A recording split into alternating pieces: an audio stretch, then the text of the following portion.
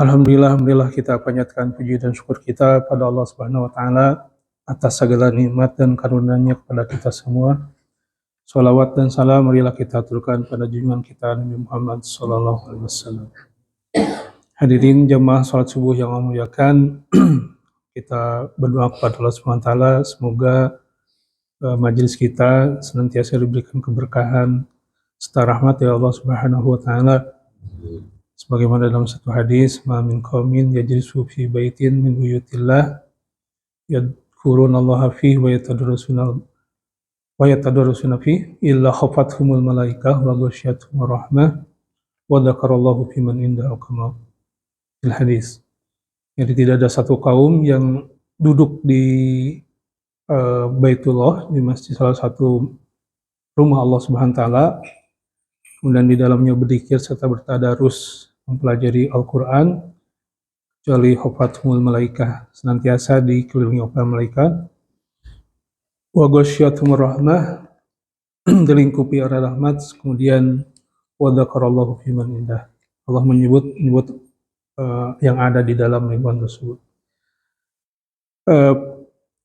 Pada subuh kali ini kita akan melanjutkan tadabbur kita terhadap ayat-ayat Allah SWT di juz Amma. Kemarin kita telah menyelesaikan surat surat Al-A'la ya, surat Al-A'la di dua ayat terakhir. Inna hadza lafis suhufil ula suhufi Ibrahim wa Musa. Bahwa itu penegasan bahwa apa yang disampaikan Rasulullah atau surat Al-A'la itu sendiri disebutkan juga di dalam suhuf-suhuf terdahulu, termasuk suhuf Ibrahim dan Musa. Artinya pesan akhlak, pesan tauhid itu disampaikan oleh setiap nabi dan rasul, bahkan termasuk Ibrahim dan Musa, yang mana itu adalah nabi yang banyak dikenal, yang banyak pengaruhnya di kalangan umat manusia. Itu pertanda yang menunjukkan kepada seluruh umat manusia tentang kebenaran Rasulullah SAW, kebenaran ajaran yang dibawa Rasulullah SAW itu juga disampaikan ke umat terdahulu. Nah, kita sekarang akan masuk ke dalam surat At-Tariq ya. Surat At-Tariq. A'udzubillahi minasyaitonirrajim. Bismillahirrahmanirrahim. Was-samaa'i wat-tariq. Wa ma adraka mat-tariq. An-najmus saqib. In kullu nafsin lamma 'alaiha hafidh.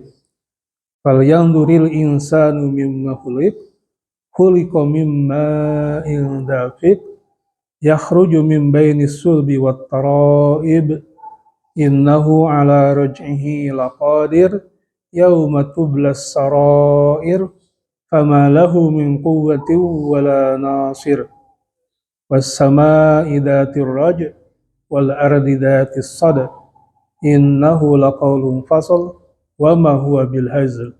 Innahum yakiduna kaida wa akidu kaida famahiril kafirina amhilhum ruwaida. Surat At-Tariq ini terdiri pada 17 ayat ya, 17 ayat, dan dikategorikan sebagai surat Makkiyah. Dalam hal ini ada satu riwayat ya, dari seorang sahabat ya, yaitu hadis yang diriwayatkan oleh Imam Ahmad, kemudian At-Tabrani juga mengutip hadis ini dalam kitab tafsirnya, yaitu ada salah seorang sahabat ya, di mana dia dari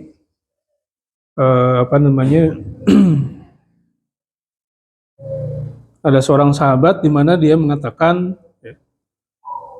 bahwa dia melihat Rasulullah SAW di Taif. Jadi Taif itu adalah tempat di mana Rasulullah SAW ya menjadikannya sebagai tempat untuk hijrah, alternatif hijrah. Nah, sebelum hijrah ke sana, Rasulullah SAW datang ke Taif untuk minta bantuan di sini. Wa huwa qaimun ala qausin aw asa hina tahum yadbagi indahun nasr, gitu kan. Di dalam hadis tersebut dikatakan bahwa Rasulullah SAW saat itu datang ke Taif untuk meminta bantuan ke masyarakat Taif. Gitu. Ketika gangguan Quraisy, jadi gangguan Quraisy makin menjadi gitu kan, sehingga Rasulullah SAW menjadi alternatif. Sebelum ada Yasrib ya, waktu itu di alternatifnya ke apa, ke Habasyah, itu ke daerah Ethiopia ya, yang waktu itu rajanya seorang Nasrani yang masih murni. Kemudian yang diutus Ja'far bin Abi Thalib ke sana, kemudian juga Rasulullah SAW menjadi datang ke Taif untuk dijadikan sebagai tempat hijrah, sebagai alternatif. Ya. Nah, salah satu ataupun ketika datang ke sana Rasulullah SAW istirahat, kemudian mendatangi Taif sambil berpegang kepada satu tongkat ya, gitu. Lalu membacakan ini, Sami tuhu yakro. Jadi sahabat ini yang waktu itu belum masuk Islam, di Taif kan. Jadi waktu itu hanya orang Taif, dia itu kemudian melihat Rasulullah SAW datang dan minta bantuan, kemudian berdiri dan aku mendengar Rasulullah membaca was-sama'i wat-tariq. Gitu. Sampai hatta khatamaha, sampai Rasulullah menyelesaikan surat At-Tariq tersebut. Maka dari kejadian ini menunjukkan bahwa surat At-Tariq itu turun di Mekah. Itu kan karena ini kejadian Rasulullah SAW datang ke Taif untuk mencari bantuan itu sebelum Rasulullah hijrah ke Madinah ya, atau ke Yasrib seperti itu. Jadi dari kejadian ini menunjukkan bahwa surat At-Tariq adalah surat yang turun di Mekah secara hampir satu suratnya gitu kan. Fawaitu ya fil jahiliyah wa ana musyrik. Nah, aku waktu itu dalam kejahiliyah dan aku musyrik. Summa qara'tuha fil Islam. Kemudian aku membacakannya ketika aku setelah masuk Islam. Qala pada'atni saqif faqalu madza sami'tu bihadza rajul faqara'atha 'alaihim.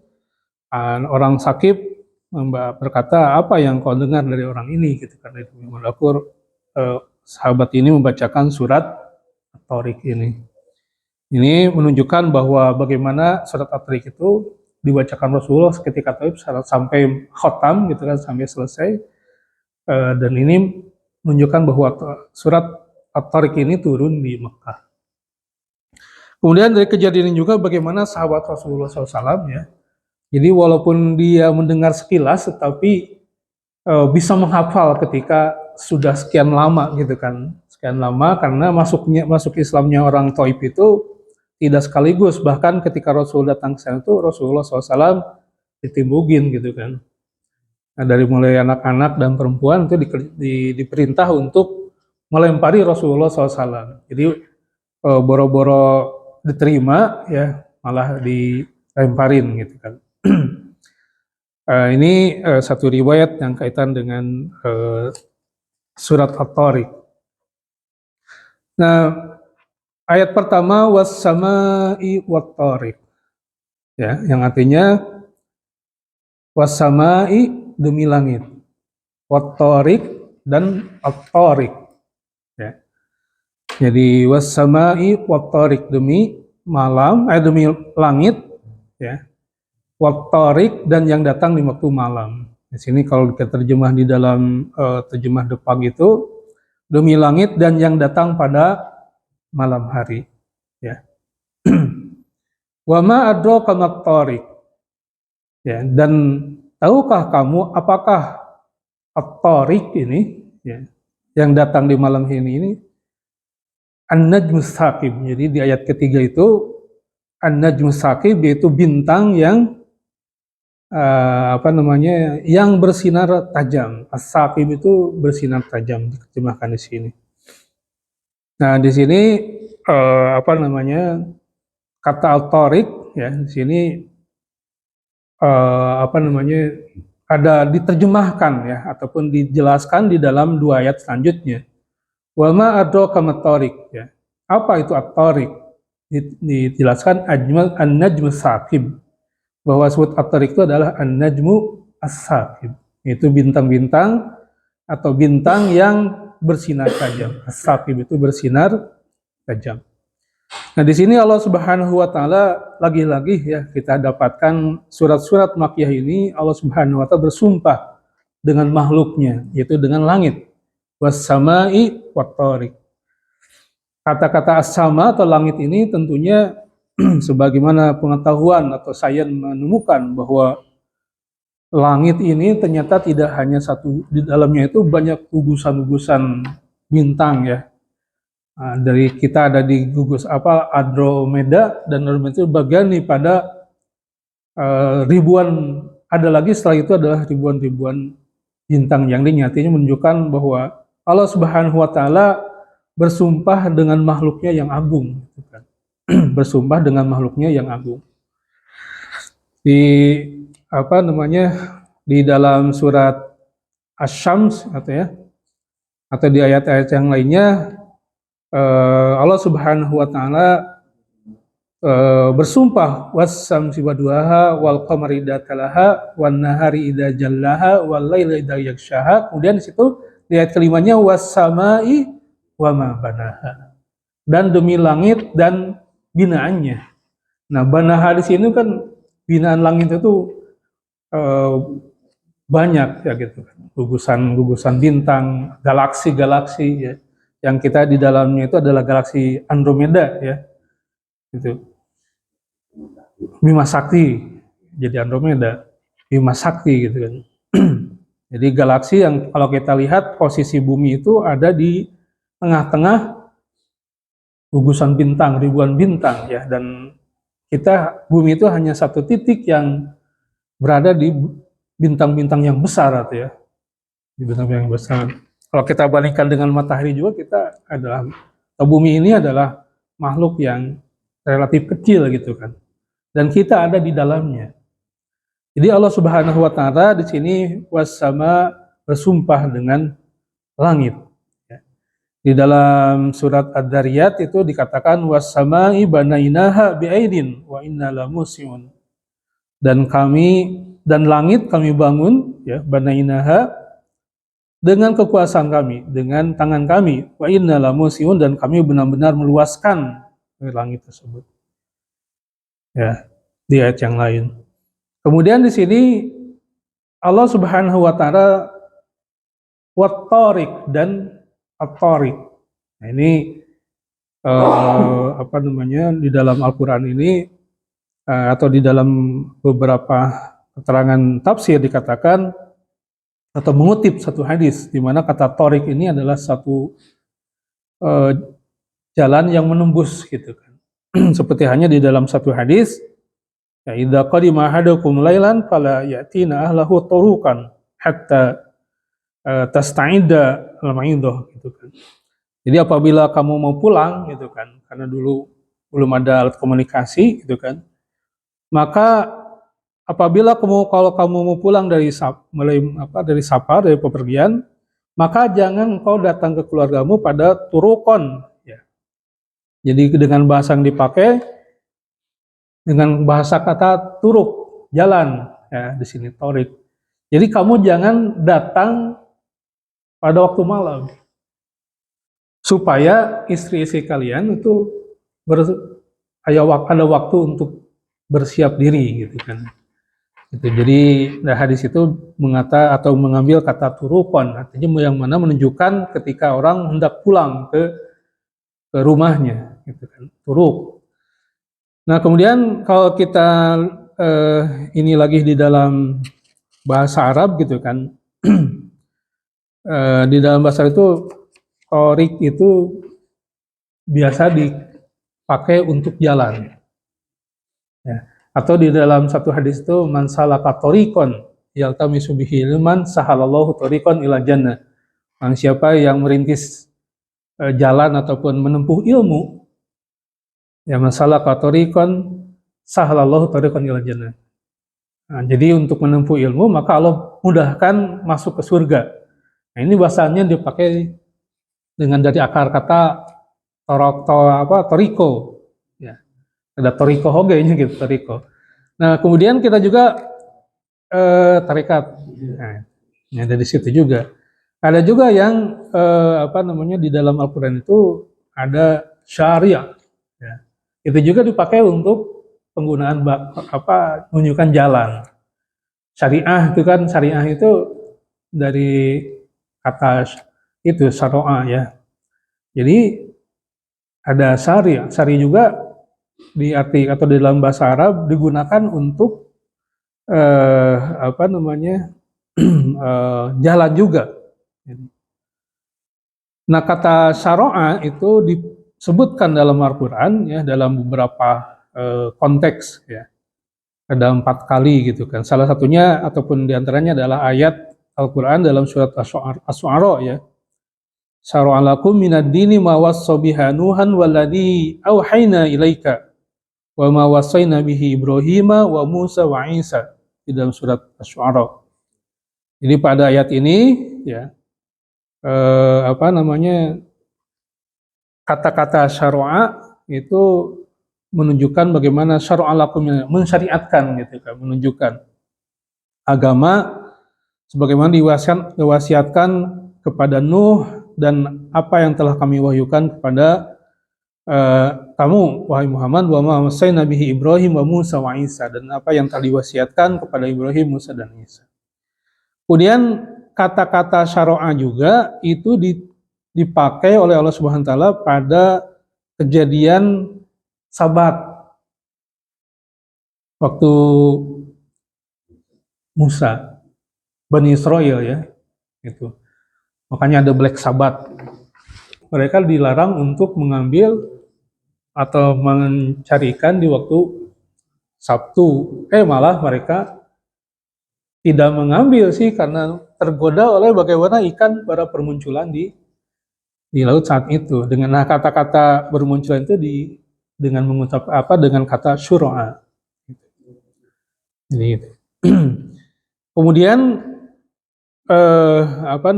di dalam Al-Qur'an itu juga ada menggunakan kata thariqah. Jadi kalau tadi ada penggunaan kata syari' gitu kan, nama jalan juga, kemudian thariqah juga itu jalan. Nah, di dalam Al-Qur'an beberapa kali disebutkan dari kata thariqah itu ada sekitar 50-an ya kalau nggak salah di situ. Nah, ada beberapa konteks yang dipakai dengan kata thariqah. Ya, ada 11 kali ya kalau kata thariqah. Kalau tadi kata syura'a lebih banyak lagi. Nah, dalam Al-Qur'an setidaknya dalam 3 konteks. Pertama tentang jalan khusus ya ketika Nabi Musa ya dan umatnya tadi menyusuri keringnya ketika di belah laut itu kan dengan kata fadrib lahum tariqan fil bahri yabasa. Jadi bahasa yang dipakai itu pukullah tongkat kemudian tariqan yabasa. Jadi dimunculkan satu jalan yang kering ya di dalam laut gitu. Jadi la takhaf, kalian jangan takut. Nah, jalan yang kering di laut. Ini bahasa yang dipakai Allah Subhanahu wa taala di sini bahasa tariqan. Jalan. Nah, kemudian di dalam konteks yang kedua adalah tariqatukum, yaitu dipakai sama dari kata tariq ya. Itu di dalam konteks ketika Nabi Musa dan Harun mengajak Bani Israel ya, mengajak Fir'aun bangsa Mesir untuk bertauhid. Lalu ditanggapi oleh Fir'aun atau oleh bangsa Mesir atau Fir'aun dalam hal ini ya dan reng-rengannya qalu inna hadani lasahirani yuridani ayyukhrijakum min ardikum bisihrihima ya. Kemudian wa yudhaba bitariqatikumul musala. Itu di dalam surat Thaha. Itu.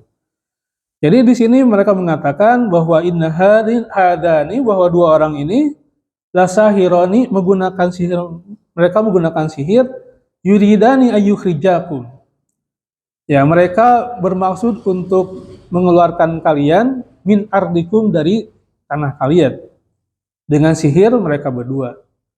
Kemudian mereka akan apa mengalihkan ya bitori kutumul musala. Itu satu tatanan kehidupan yang kalian telah anut gitu. Jadi tanggapan mereka tuh bahwa Musa dan Harun itu dengan sihir mereka itu bermaksud untuk mengusir kalian atau mengeluarkan kalian dari tanah kalian dari Mesir, kemudian akan mengeluarkan kalian dari torikotukum al-musala. Ini bahasa dengan kata torikoh gitu. Nah, di sini maksudnya adalah tatanan, tata cara hidup atau kepercayaan yang dianut. Nah, yang dalam hal ini adalah di mana tata cara kehidupan mereka orang Mesir saat itu berdasarkan tata cara kehidupan, tatanan kehidupan Firaun. Gitu. Jadi bahasa di sini torikotum di sini lebih menunjukkan kepada tata kehidupan, tata cara kehidupan atau kepercayaan. Ya.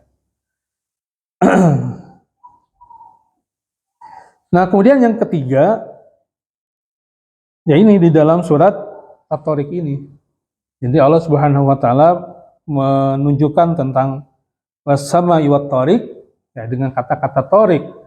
Yang mana di sini disebutkan bahwa at-tariq di sini adalah an-najmu as-saqib. Ya. Bintang yang bersinar. Nah, para mufasir dikatakan bisa di sini adalah bintang yang di sini bersinar di sini adalah apa namanya? Di mana bintang ini bisa membelah malam gitu kan. Membelah malam dengan cahaya yang kuat sehingga cahaya bintang itu bisa tembus di malam hari sama Yotari. Nah, An-Najmu Saqib juga diterjemahkan ataupun ditafsirkan bahwa itu adalah bahkan kalau Al-Maroghi menyebutkan bahwa jumhur ulama menyatakan bahwa An-Najmu Saqib di sini yang dimaksud dalam At-Tariq ini adalah bintang Suraya. Bintang Suraya. Nah, jadi kata At-Tariq di sini kalau kita dilihat ya ada beberapa konteks ya. Nah, kemudian setidaknya ada tiga konteks. Yang pertama tadi apa namanya dalam konteks Quran tadi memunculkan sesuatu jalan untuk memunculkan ikan gitu kan, kemudian jalan yang kering ya, kemudian yang kedua tata cara kehidupan, kemudian yang selanjutnya di dalam surat At-Tariq ini ya itu jadi At-Tariq ini jadi apa namanya nah para insinyur perancang sipil di Arab itu menempatkan kalau syari itu untuk jalan yang ramai. Jadi kalau satu jalan di situ ada perkantoran, ada toko-toko kiri kanannya, itu dikatakan syari street dalam bahasa Inggrisnya. Jalan yang ada keramaian lah gitu ya. Nah kalau torik itu digunakan untuk jalan yang khusus, seperti jalan King Fahad Road gitu. King Fahad itu dinamakan Torikul Fahad, Tarik Malut Fahad gitu. Itu di mana jalan itu menembus untuk menuju ke Bahrain gitu kan. Sampai dia melintasi padang pasir kemudian untuk menuju ke Bahrain. Itu dikatakan Torik. Jadi pada jadi kalau di Torik itu adalah lebih kepada jalan untuk yang khusus yang membutuhkan kepada satu tatanan gitulah, seperti itulah. Jadi jalan untuk menembus satu tujuan yang dibuat khusus untuk itu. Jadi itu Torik. Ya, jalur khusus gitu. Yang dibangun khusus. Ini kalau kita dilihat di beberapa konteks penggunaan kata Torik. Ya. Nah, kemudian tadi ya, kalau di dalam surat At-Tariq ini adalah di mana At-Tariq di sini adalah bintang yang as-saqib, yang bersinar, yang sinarnya menembus malam gitu kan. Ada juga yang mengatakan di Ibnu Katsir mengutip bahwa as-saqib ini adalah bintang yang dapat menembak setan-setan ya. Setan-setan dengan sinarnya ini. Nah, kemudian kalau tadi Al-Maraghi mengutip bahwa beberapa jumhur ulama ataupun menyebutkan bahwa as-saqib di sini adalah bintang as-suraya. Allah Subhanahu wa taala bersumpah dengan langit dan bintang suraya. Nah, bintang suraya itu naon? Jadi kalau kita googling tuh, tadi saya coba googling suraya itu apa gitu ya. Jadi suraya itu adalah gugusan bintang yang terbuka, yang ada yang namanya itu Pleiades, yang terdiri dari 10 bintang yang dikenal dengan 7 saudari. 7. Nah, itu gugusan bintang ini menunjukkan satu gugusan yang jaraknya itu 4.444 juta tahun gitu kan. Jadi si cahayanya itu nembus ke sini dan biasanya itu muncul di fajar. Saat fajar. Jadi saat fajar, nah munculnya itu mulai dari bulan Juni atau Mei ini dan habisnya itu di Desember. Nah, orang Jawa konon di sini, jadi itu menunjukkan waktunya untuk bercocok tanam. Itu jadi puluh ya itu. Jadi wah puluhku, sudah wuluku, ngawuluku ya. Jadi kalau itu wuluh, jadi itu mulai untuk bercocok tanam gitu kan. Kemudian itu ya, suraya, disebut suraya ini. Jadi kalau di dalam satu hadis, satu riwayat, ada seseorang bertanya kepada Ibnu Umar ya. Kepada Ibnu Umar, dia berkata, bagaimana gitu, tentang menjual buah-buahan yang muda. Ya, yang muda. Lalu Ibnu Umar mengatakan bahwa Rasulullah SAW melarang menjual buah-buahan yang muda ataupun buah-buahan hingga hilang penyakitnya. Lalu ditanya lagi, kapan tuh hilang penyakitnya? Itu ketika terbitnya sekumpulan bintang-bintang. Nah, ini adalah bintang suraya. Makanya bintang suraya itu pertanda juga, pertanda waktunya hilang virus tanaman. Konon katanya kemarin waktu COVID itu muncul bintang suraya. Sama ya gitu kan, makanya coba itu banyak yang menjawab tentang bahwa munculnya bintang suraya ini itu pertanda berakhirnya wabah gitu kan. Padahal tetapi di keterangan ini termasuk dalam hadis itu adalah berakhirnya virus tanaman, bukan apakah corona termasuk dalamnya gitu kan. Allah Subhanahu bersumpah dengan, kalau kata tadi ya jumhur ulama yang dikutip oleh Imam Al-Maraghi itu mengatakan bahwa ini adalah bintang suraya. Ini bintang itu jauh ya posisinya. Kalau tadi dikatakan 400, ada yang 410 juta tahun, ada yang 444 jarak cahayanya baru sampai ke dunia, ke bumi gitu. Berarti kan jauh banget gitu. Jauh banget gugusannya. Jadi itu ya. Nah, kemudian Allah Subhanahu bahwa di dalam, kenapa disebut Torik, berarti petunjuk ya, bahwa bintang itu adalah petunjuk. Torik. Ya kan, dia di beberapa konteks ini ya, walaupun tadi untuk surat At-Tariq ini diterjemahkan dengan adanya An-Najmus Saqib gitu kan. Dan bisa juga dalam konteks bahwa bintang itu sendiri kan bahkan di ayat lain mengatakan bahwa itu adalah petanda juga ya, tanda kepada manusia ketika di pakai untuk petunjuk di lautan, kemudian termasuk nih kalau dalam konteks bintang surya itu petunjuk untuk kapan mulai untuk menanam apa tanaman. Nah kalau di Arab justru menunjukkan untuk mulai untuk panen. Kenapa? Karena si apa hama-hamanya itu virus-virusnya udah hilang gitu. Itu seperti itu.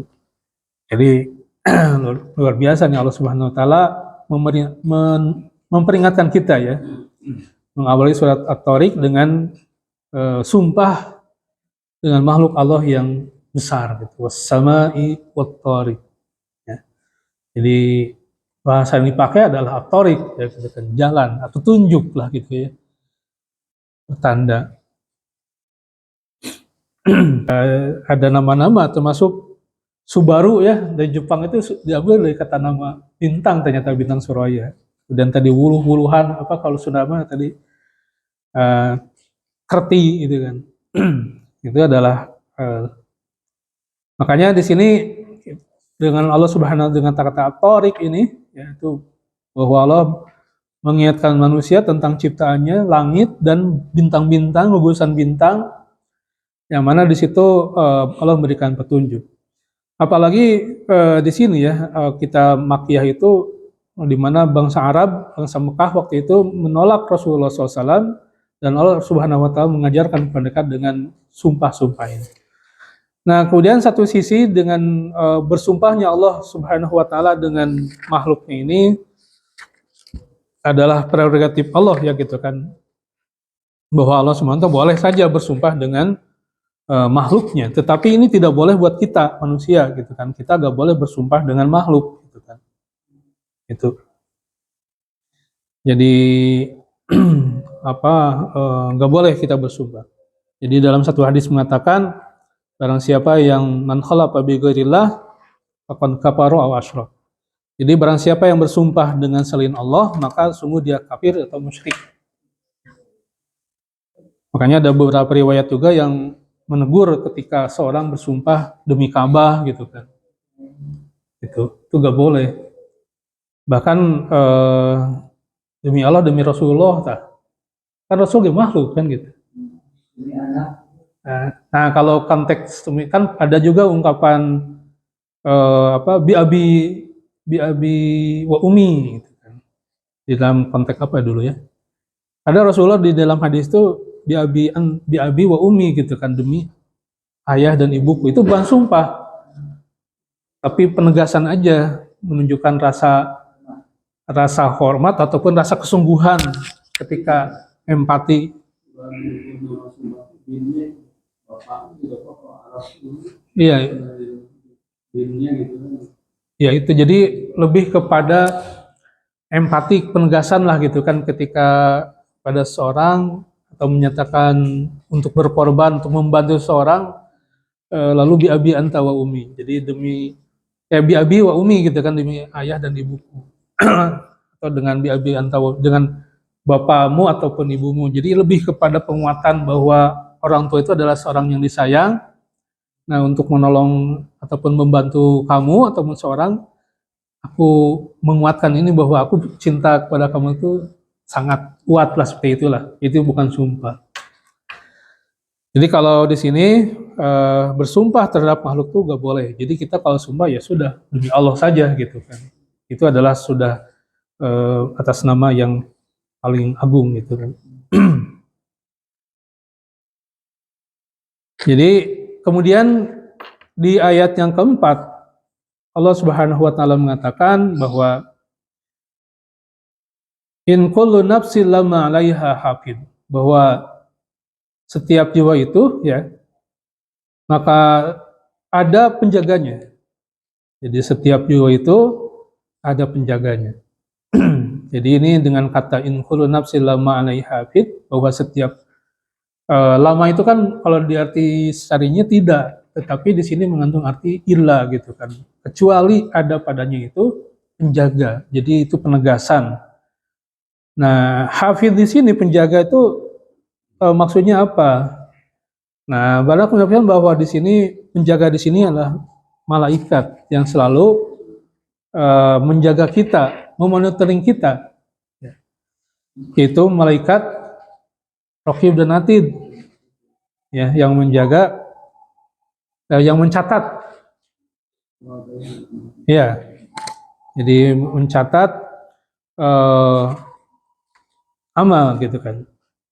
Di dalam surat Al-Infitar ya, Allah Subhanahu berfirman, wa inna alaikum lahafidin kiraman katibin ya'lamuna ma taf'alun. Dan sesungguhnya buat kalian atau ada malaikat-malaikat yang mengawasi pekerjaan kalian. Ya. Kiraman, mereka adalah makhluk yang mulia di sisi Allah SWT, katibin, dan yang mencatat perbuatan kalian. Itu dalam surat Al-Infitar. Jadi bahwa setiap makhluk, ya, bahwa setiap kita itu ada yang mencatat. Ada wa inna alaikum lahafidin kiraman katibin. Jadi makhluk yang mulia yang katibin selalu mencatat. Ada juga yang menafsirkan bahwa di sini hafidin di sini adalah menjaga diri kita dari setiap mara bahaya malapetaka. Tapi kalau kita lihat keterangan-keterangan yang lain bahwa memang di setiap diri kita ada malaikat yang mencatat perbuatan kita.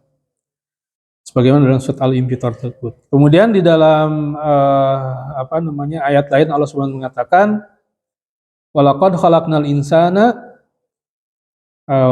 wa na'lamu ma tuwaswisu bihi nafsah atau nafsu wa nahnu aqrabu ilaihi min hablil warid, gitu kan, di dalam surat apa tuh?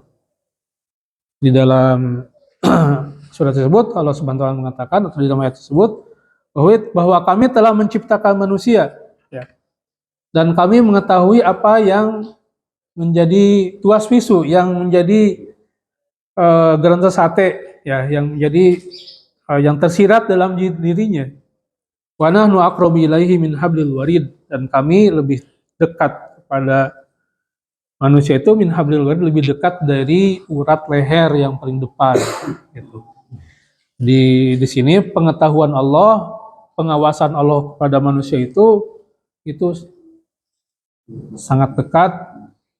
Bahkan dikatakan sini min hablil warid, dari urat ataupun urat darah yang paling paling vital, gitu kan.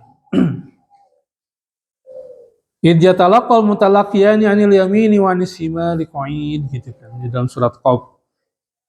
Ma yalfidu min qawlin illa ladaihi raqibun atid.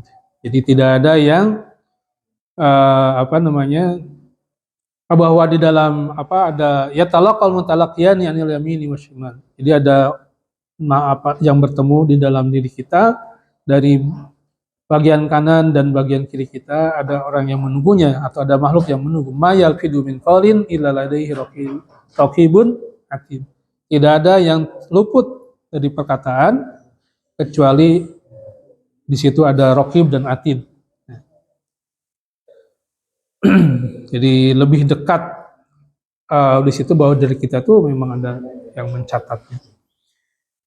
Nah, termasuk tadi ya, matuwaswisu bihi nafsa, atau yang di dalam diri kita. Makanya ada hadis di mana ketika kita punya niat untuk berbuat baik, ya, tapi masih di dalam hatinya itu sudah ditulis sebagai kebaikan, gitu kan. Nah, ketika kita melaksanakannya dicatat kebaikan lagi, dua kebaikan. Tetapi ketika kita hamabiha berkeinginan untuk berbuat jelek, katakan, itu tidak dicatat. Nah, kalau ketika melaksanakannya baru dicatat. Wa hama bisayyi'atin falam ya'maluha katabahallahu indah. Ya, jadi kalau dengan sayyi'ah baru ya, satu kejelekan ketika melaksanakannya. Nah, kalau kebaikan itu dicatat baik ketika masih niat, ya, masih ke dalam hati, ya, apalagi setelah melaksanakannya. Jadi dikatakan endahu, ya hasanatun kamilah ya. Bahkan di dalam disebutkan ketika dengan diamalkan itu disebut sebagai asru hasanat ya, 10 kebaikan sampai ke sabumiyati dhamfin ila adafin kasir. Jadi sampai dilipat gandakan ya ketika sampai antara dengan niat kemudian dilaksanakan niat baik itu gitu kan.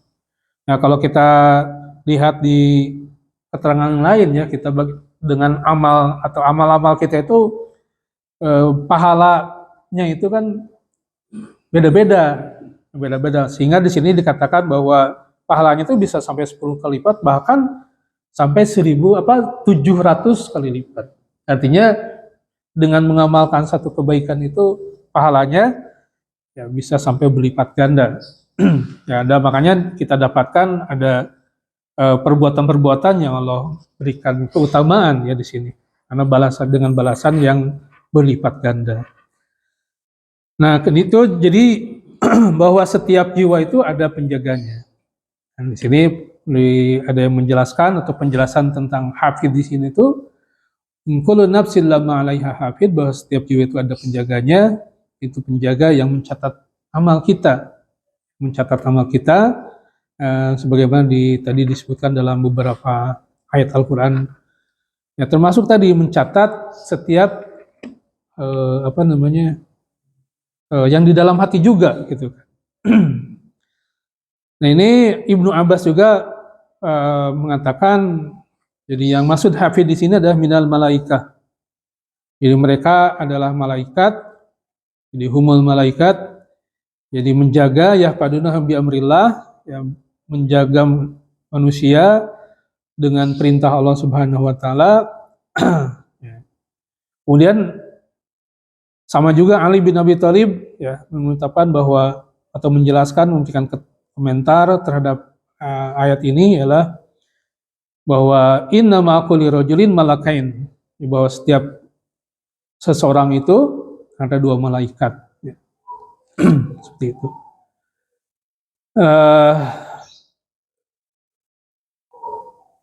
Jadi tadi ada juga yang mengatakan ya, jadi di sini adalah menafsirkan bahwa Allah semua menjaga dari setiap mara bahaya, itu kan termasuk situ. Ya, ini juga relevan terhadap dengan ada keterangan bahwa Allah Subhanahu menjaga hambanya gitu kan dari setiap bala mara bahaya.